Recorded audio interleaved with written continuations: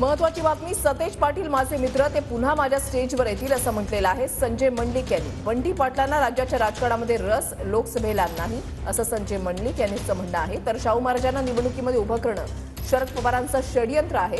खासदार संजय मंडलिक यांनी शरद पवार यांच्यावर या शब्दात त्यांनी टीका केली आहे. शाहू महाराजांना निवडणुकीमध्ये उतरवून पवारांना जुना राग काढायचा आहे. संजय मंडलिकांनी शरद पवार यांच्यावर या शब्दात टीका केली आहे. नाही, म्हणूनच मी सांगितलं ना, आमच्या स्टेजवरती येतील असं मी का म्हणू नये. मागच्या वेळेस आले होते, काही नवीन नाही.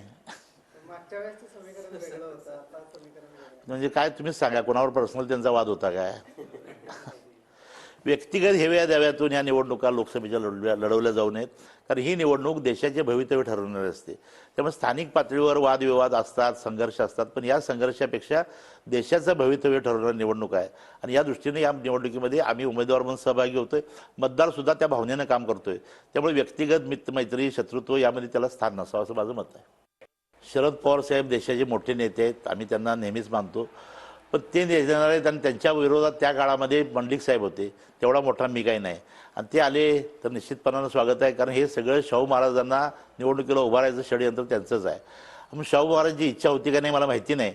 पण पवार साहेबांना कदाचित जुना राग कुठला काढायचा असेल, काय म्हणून त्यांनी त्यांना उभा केले मला माहिती नाही.